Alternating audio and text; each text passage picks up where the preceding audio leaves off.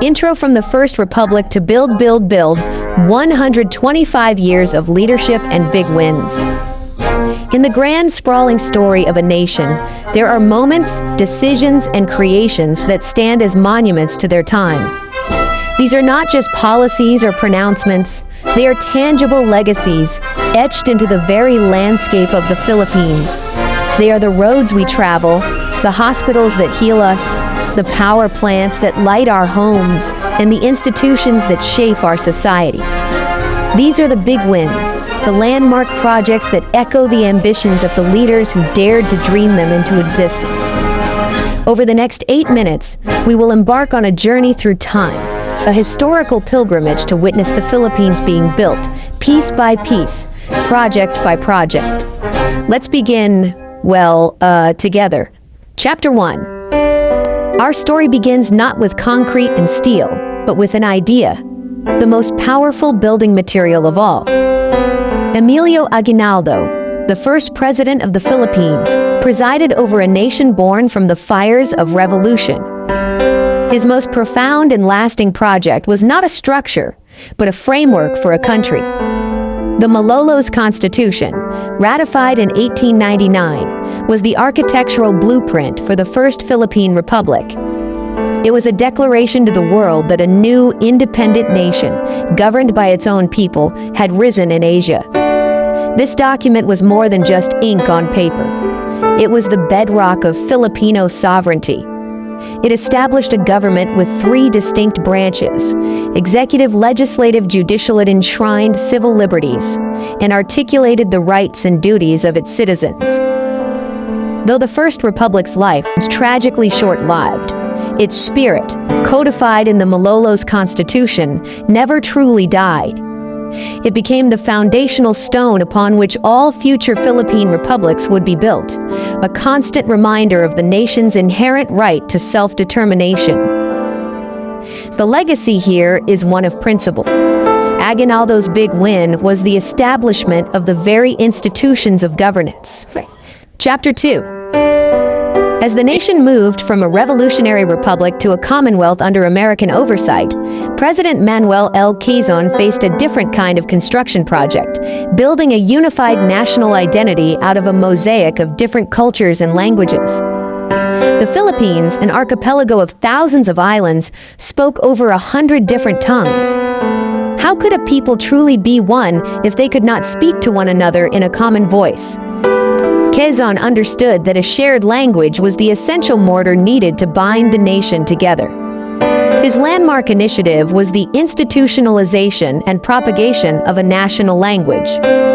Through the Institute of National Language, established in 1936, a careful study was undertaken, leading to the selection of Tagalog as the basis for what would become Filipino.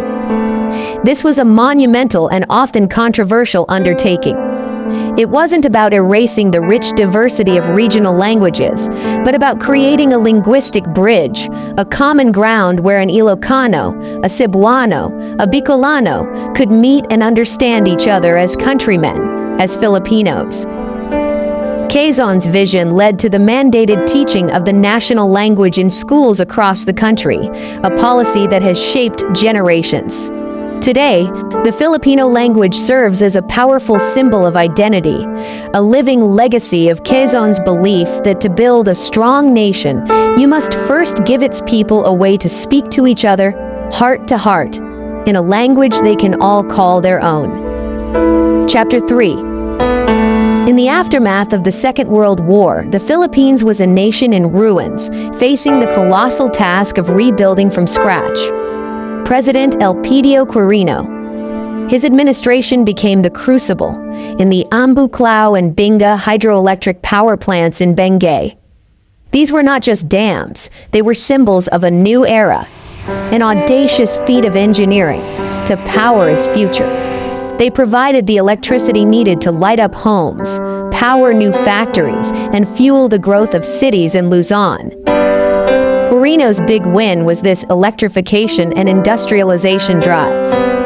Magsaysay's Land Reform Act of 1955 struck at an oppressive tenancy system and gave farmers dignity.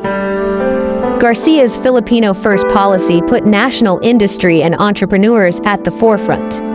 Macapagal's North Luzon Expressway began a new era of modern connectivity. Chapter 7. No president in Philippine history is more associated with grand infrastructure than Ferdinand Marcos Sr. His long tenure was defined by a nationwide building spree, among a vast portfolio of projects, cultural centers, and power plants. But one stands out, the San Juanico Bridge, spanning the treacherous San Juanico Strait.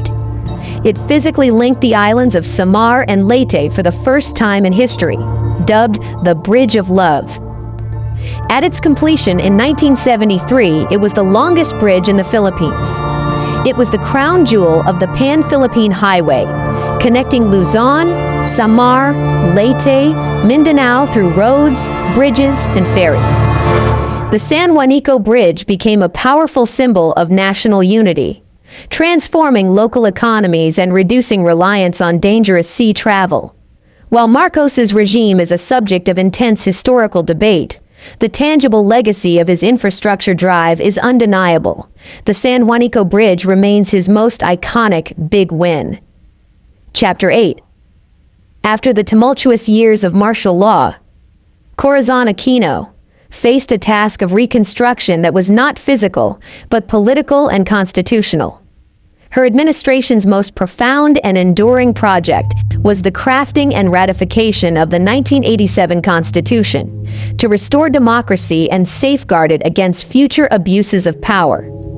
It re-established separation of powers, created independent bodies like the Commission on Human Rights, and placed a strong emphasis on civil liberties and social justice.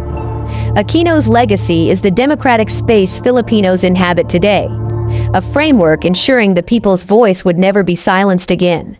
Chapter 9. When Fidel V. Ramos, the Philippines was in the dark, literally. Daily blackouts lasted 8 to 12 hours, stifling business and daily life. Ramos was granted special powers, liberalized the energy sector, and invited independent power producers to fast-track plants and power barges. Within 2 years, the blackouts had largely ended. Confidence surged. By turning the lights back on, he illuminated a path for sustained growth. Chapter 10. Joseph Arap Estrada. Arap para sa mahirap, guided a focus toward the countryside. Farmers long struggled with poor roads, causing spoilage, high costs, and middleman exploitation.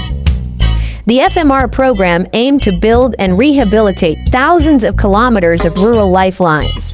New roads meant faster, cheaper trips to market, higher incomes, easier access to clinics and schools, and government services reaching isolated communities.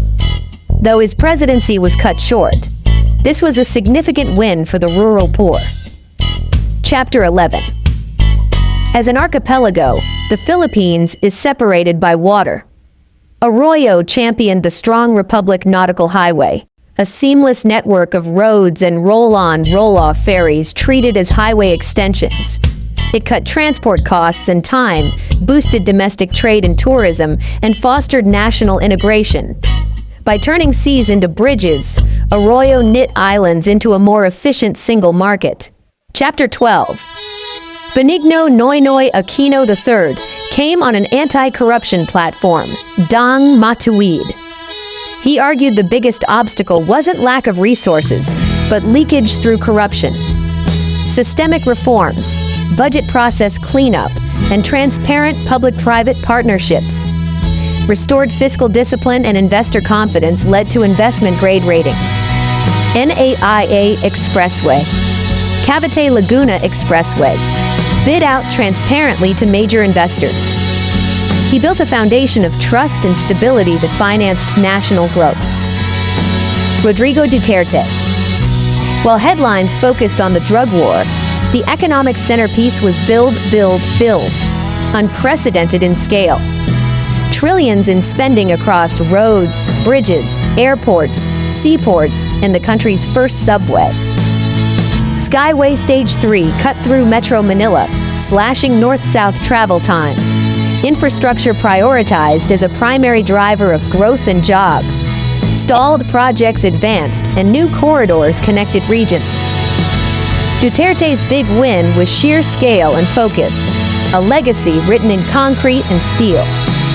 Following a campaign invoking unity, Ferdinand Bongbong Marcos Jr. took office with a mandate to continue the push, rebranded as Build, Better, More. A commitment to enhance sustainability, quality, and wider impact.